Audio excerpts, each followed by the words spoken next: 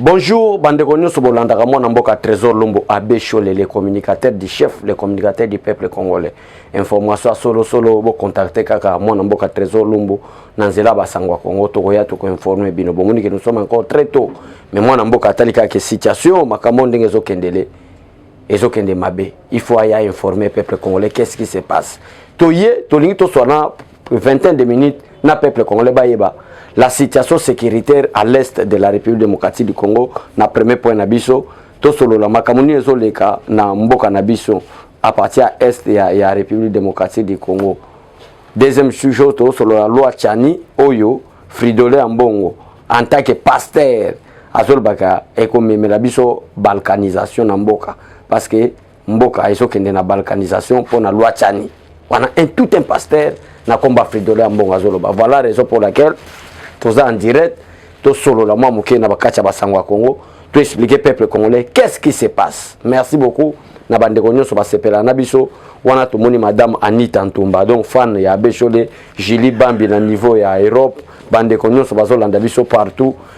Donc nous sommes là en direct pour sabino ba information ya solo. Donc merci Nandeko Josué na sima caméra pe bande konyoso balanda biso na basango ya Congo mwana mboka Trésor Lumbo Abbé Cholé azawana pona ko informer bino concernant la situation sécuritaire de la République démocratique du Congo, précisément à l'est de la République démocratique du Congo. Quand on parle de l'est de la République démocratique du Congo, nous voyons le sud et le nord Kivu. Place Oyo, atrocité, Yabitumba, maman Nabiso sont violés. Place Oyo, Paul Kagame, Kanisa qui est président Félix Tshisekedi Azayuma, ils ont des Congolais de père et de mère à solo à côté, 1 cm en Bogate. Alors, moi, en Bogate, Trésor Lumbo a expliqué, qu'est-ce qui se passe sur le plan sécuritaire à l'est de la République démocratique du Congo, ce matin, c'est lundi. Par rapport à Bakambu Yabatu ya EAC, bozomona ke to fanda ki awa to epsi bino ke Jean-Pierre Bemba a convoqué ba ministre ya défense nyonso ya ba pays ya EAC. Décision nini président nani Jean-Pierre Bemba en tant que VPM ou vice-premier ministre et ministre de la défense nationale parce que ba malentendu ezalaki trop na situation wana. Parce que bazako loba ba M23 rwandais bazo bima bazo kende wapi ezaki malentendu. Ce que vous par rapport à la deuxième situation ou deuxième sujet de l'Olobela, Amboka Zolobela Makamba balkanisation de mon Amboka Trésor Lumba Koloba par rapport à malentendu ou ezako même na Goma bande kona biso ba Congolais ba marcha qui parce que ba komi ko mona ba militaire ya EAC ba militaire ya ba PA EAC bazo tambola ko linga basi pamba mais mission ba yelaki na kati ya Est ya République démocratique du Congo pour être derrière les FARDC et imposer la paix. Mais bazo sarangote bandeko belé na Goma bandeko belé na Beni partout na est ya République démocratique du Congo basalaka ba marche force à EAC et EAT. Alors Igwe Baimoto Jean-Pierre Bemba ayambaka bango ayambi ba ministre de la défense nyonso na Goma ya défense mission ba déterminer mission na bango mission ba militaire oya EAC tango bazo sala remise et reprise na force à EAC pe nazo confirmer na yebisa congolais moko zo landanga que kobima ya ba force rwandais na sol congolais ba bangaki basa la remise et reprise na FRDC sokité ba kandisa ki ekosa la confrontation. Alors qu'est-ce qu'il faut faire? Ba yokanaki ba que nous sommes prêts ya kobima prêt wana bazo bimeza facilité te et ça FRDC abomi bango na nebele FRDC na régime a Fachi Beton et Rwanda azangi c'est le plan économique c'est le plan financement ya kofuta ba M23 ba komi na suka il faut ba banda kobima baza susu na bato ba kotinda na terrain na Congo te para moko Rwanda ta kondima mwana na ye aya lisusu na Congo aya kokufa na bitumba moko eza inexpliqué. Qui peut nous expliquer la guerre à l'est de la République démocratique? C'est inexpliqué. Mais mutazoya azokufa na eloko moko yepe azoye bata kufelini lokola bakufi trop ba bataillon na ba bateau ya ba Rwandais ezalaki ko katisa bakufi tellement trop bakufi tellement trop bakomi na suka moya ko continuer bitumba ezate. Maintenant qu'est-ce qui se passe? Bakomi ko luka moye ba bima mais pointe ba bima bazo juger ba négocier na gouvernement or que ba négociation est seulement déjà Gouvernement n'a tourné pas à imposer bangal que non, on ne peut plus négocier avec vous. Si vous avez besoin de la négociation, bo bimana mboka na biso, bo kende ailleurs, bo zonga na mboka na bino, tant to moni ke bo bandi ko bima, à ce moment-là to ko négocier. Yango zomona, bango pe ba bike bo biso to ko mi ko bima, mais soki to bima par exemple ne ba bima ki na bonagana et sengeli, to ça la remise et reprise na force à EAC. Parce que to zo banga confrontation et salema entre FRDC na ba militaire rwandais ok biso tozana ko bima na biso nde yangana FRDC et remise et reprise za salama na force ya EAC. Alors qu'est-ce qui se passe maintenant?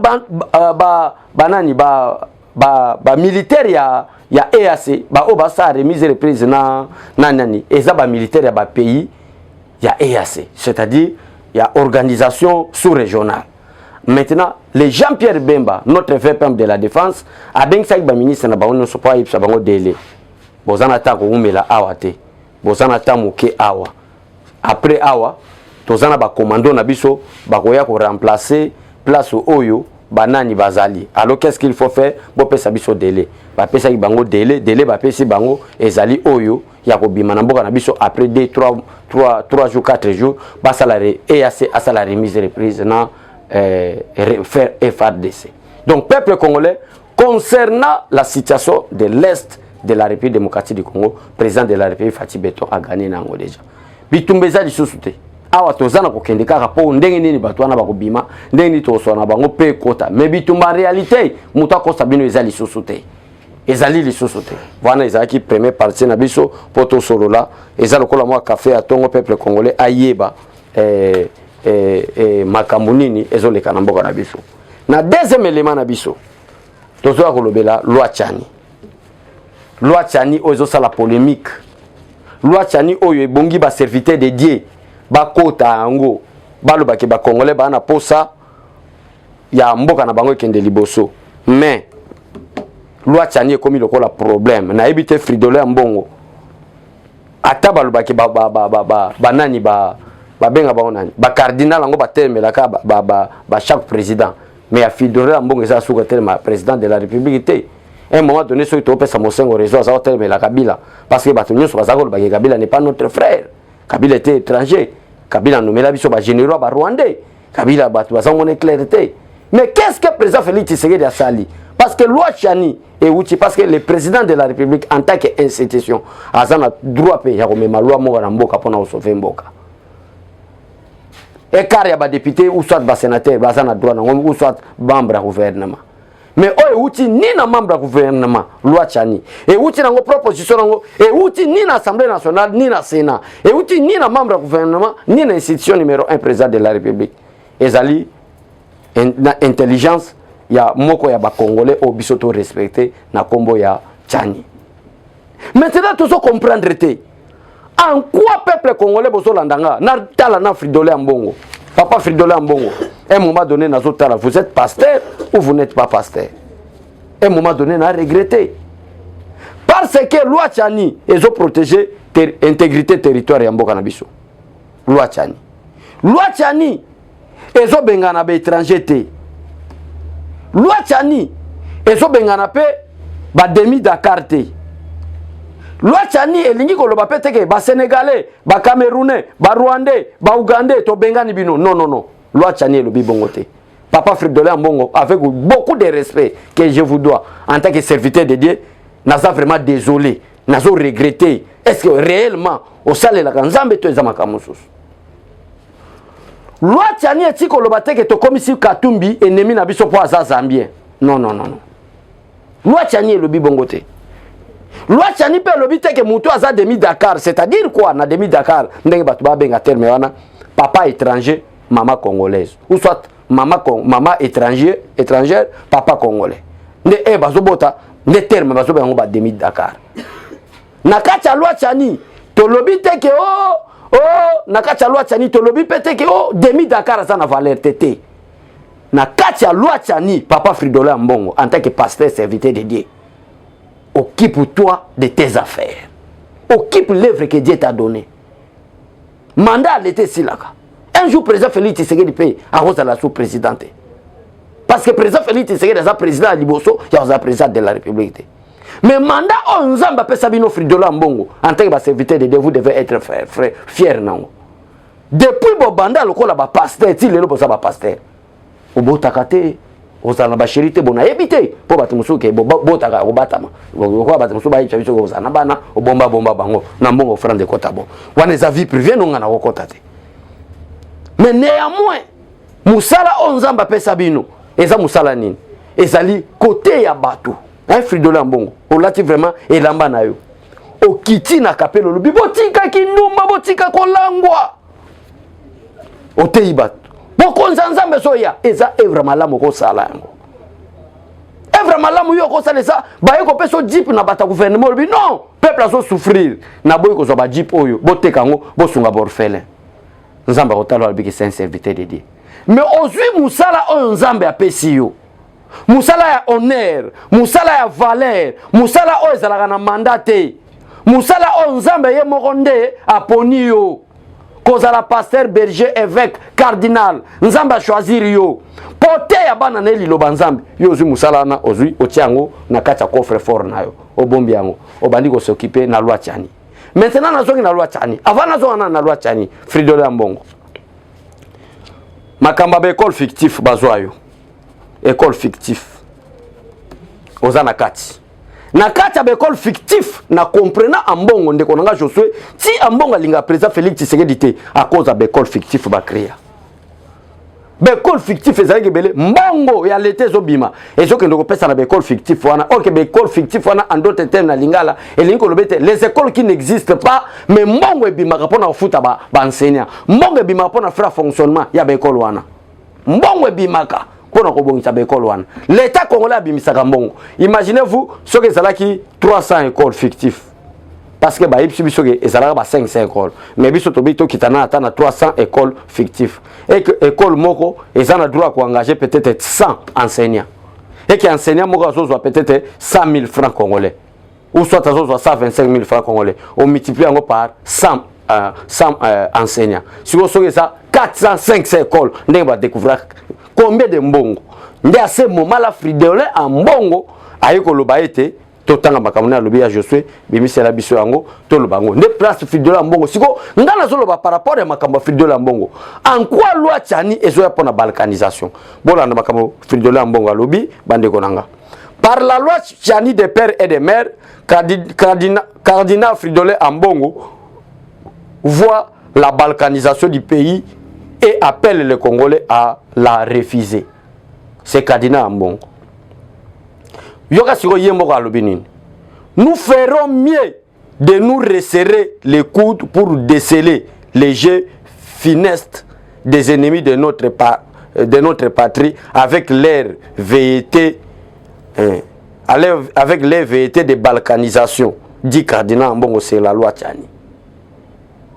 Alors, bitoko pousser peuple baboya, moutazolo ba Cardinal Ambongo.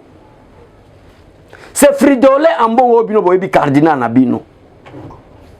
Alors, bete bako pousser batu. Bako pousser batu. Boete batu bako tate, bandi ma loi wana te. Parce que c'est lo bango, balobi que loi wana ezo mema balkanisation. Nazo comprendre te. Comment est-ce que tozo protéger loi? Loi au peuple biso to lingi to voter ngo peuple congolais et lingi ko lobate ke to benga na ba demi Dakar to benga na ba étranger na kati ya loi tchanyo biso to voter to lingi to verrouiller to ba poste ba poste régalien ba poste ya souveraineté tel que président de la République to bi non poste oyo par rapport à expérience politique biso to moni na mboka président de la République to zo soutenir un étranger to zo congolais de père et de mère bolanda loi tchani ya ngwa les expliquer. Wana institution numéro 1, président de la République. Ceux tous étrangers, pendant 18 ans passé, qu'est-ce qui s'est passé dans Mokanabiso? Comment est-ce que l'armée était infiltrée? Comment est-ce que la police était infiltrée? Comment est-ce que le service de renseignement était infiltré? Comment est-ce que à niveau même il y a administration à l'État congolais a été infiltré? Parce que tous ont une expérience. Il y a par rapport à cette expérience, tu as vu que Biso Congolais, tu as vu Simate. Tu as institution numéro 1, président de la République. Pour être d'ailleurs conformément à la constitution congolaise, à son article 70, c'est des conditions pour être candidat président de la République. L'article 70 de la constitution dit ceci. Pour être candidat président de la République, il faut remplir des conditions suivantes. 1. posséder la nationalité congolaise d'origine. Ça, c'est la Constitution à son article 72. Article 72, il y a la Constitution de la République démocratique du Congo. Comment est-ce que vous avez donc, c'est-à-dire, peuple congolais, par rapport, il y a expérience au Bisoto Zanamboka. Par rapport à Makambo et l'équipe Namboka Nabisoto, il y a des institutions que nous devons verrouiller ça. C'est-à-dire, un, institution présidente de la République. Deux, institution parlement. Nakata parlement, tous en Assemblée nationale, tous en Sénat. Trois, Nakata gouvernement, quelques postes régaliens. C'est-à-dire, Banque centrale du Congo, ministère des Finances, ministère de la Justice, ministère de l'Intérieur, ministère de la Défense, ministère des Affaires étrangères. Wana nakata gouvernement poste wana même quand la premier ministre, il faut pas topper ça un étranger. Wana dit. 3, toyena ba cour et tribunaux, président cour constitutionnelle. Ba cour et tribunaux, to ko pesa ngona kati ya ba étranger. Où est le problème place to lobby? Mais la République démocratique du Congo n'est pas seulement composée ya ba poste to lobby. Si réellement, Fridolin Ambonga linga côté la Katumbi, toko nommé Katumbi ministre des Sports. To lobby te étranger ça na droit ko sala na mboka na bisoté.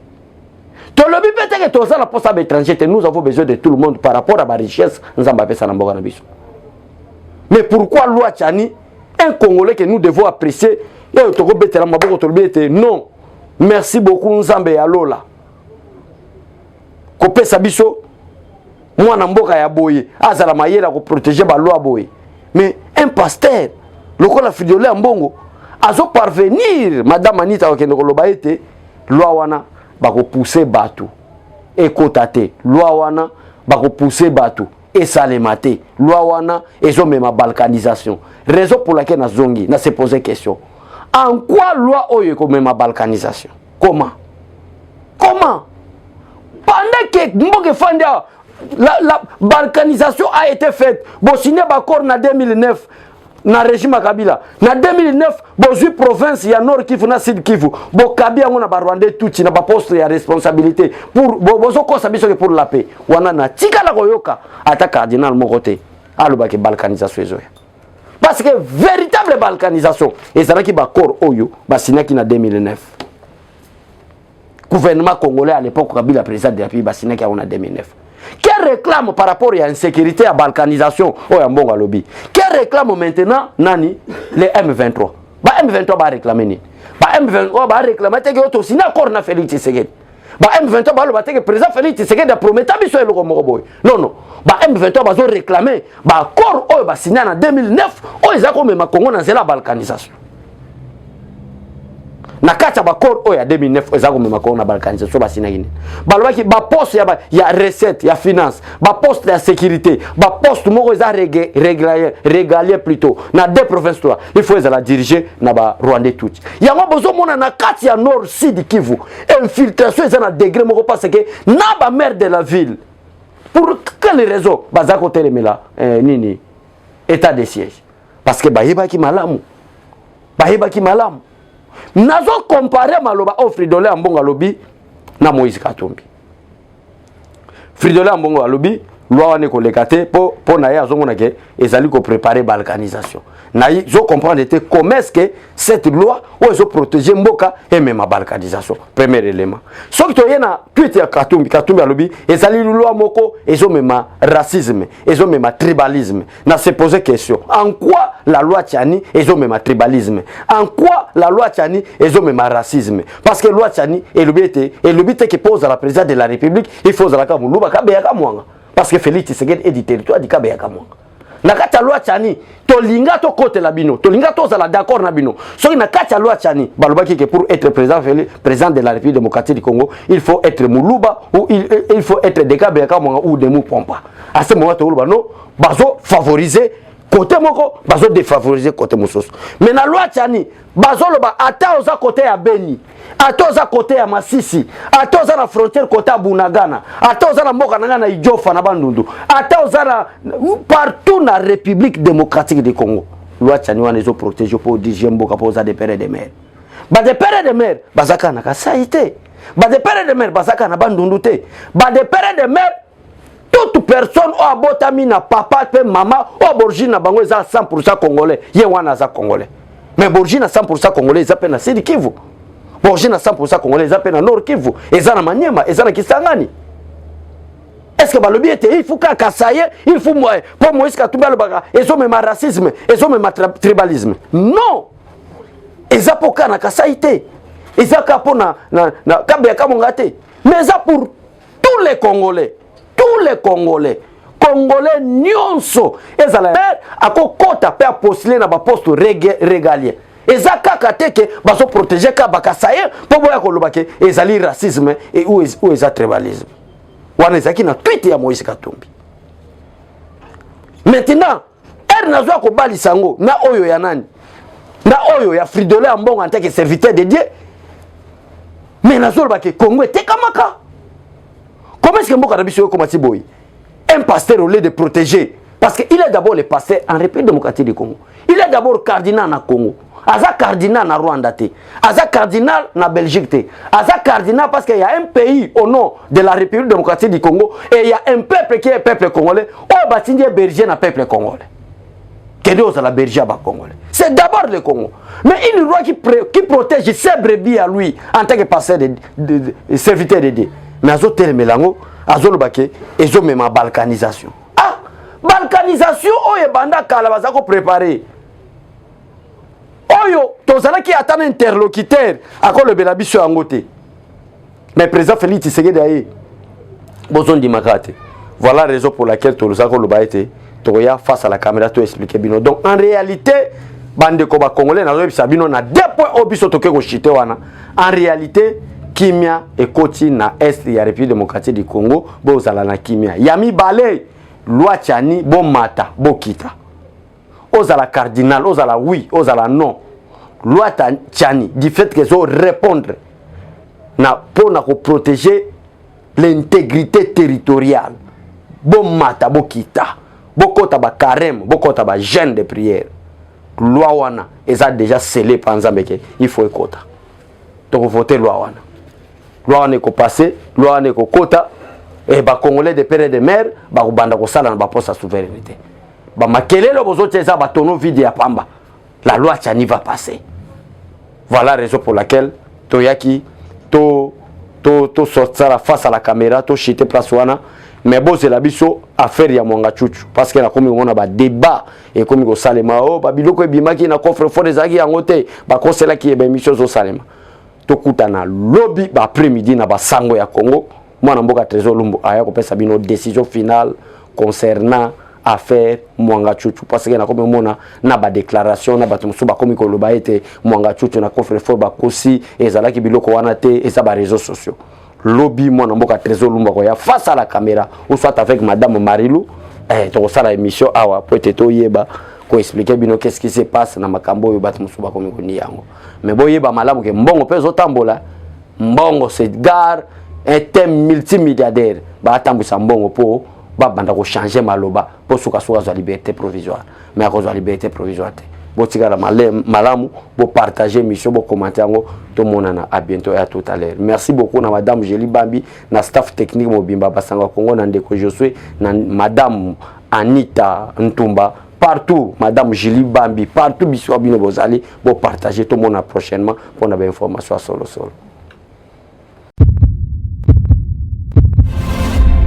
Dans sa nouvelle édition, Eshima Magazine fait le bilan de l'année 2022, une rétrospective des faits marquants en RDC. Sur le plan économique, l'année a été notamment caractérisée par une hausse des recettes publiques mobilisées. La DGI s'est démarquée par ses performances exceptionnelles dans la collecte des recettes en 2022. Selon les chiffres de la Banque centrale du Congo, la DGI a mobilisé à elle seule, à la date du 18 novembre 2022, des recettes publiques évaluées à plus de 10 milliards de francs congolais, soit 5,170 milliards de dollars. Par rapport à 2021, cette régie a accru sensiblement les recettes en 2022, ce qui a valu à son directeur général des impôts, Barnabé Mwakadi Mwamba, le prix de meilleur manager décroché à Houston, aux États-Unis. Eshima revient aussi sur les personnalités qui ont marqué 2022. Jules Alingete Kay, le patron de l'IGF, a reçu le prix Forbes Best of Africa 2022 pour son engagement dans la lutte contre la corruption en République démocratique du Congo. Le général-major Jean-Pierre Kassongo Kabwik, du service national qui donne une seconde chance aux Koulouna, appelés aujourd'hui les bâtisseurs. À lire également ces femmes et hommes qui ont marqué l'année 2022. Plusieurs sujets 2022 analysés et documentés par notre rédaction. La levée par le Conseil de sécurité de l'ONU de l'obligation de notification sur l'achat d'armes par la RDC. Le départ de Moïse Katumbi de l'Union sacrée de la nation. Tshisekedi, 4 ans après, quel bilan? Remise des fonds aux entrepreneurs par le ministre de Petites et Moyennes Entreprises. L'acquisition sur fonds propres d'un satellite d'observation de la Terre. Processus électoral, le déploiement de la CENI pour des élections libres et crédibles. Les inondations dans la ville de Kinshasa. Dans le secteur de la santé, la fin de l'épidémie d'Ebola dans la province de l'Équateur et au Nord Kivu. Des procès, scandales financiers, de corruption et de détournement. Analyse sportive des léopards face aux différentes compétitions. Plusieurs dossiers 2022 analysés dans cette édition spéciale, mais aussi les enjeux de l'année 2023. Eshima Magazine, un nouveau standard d'information.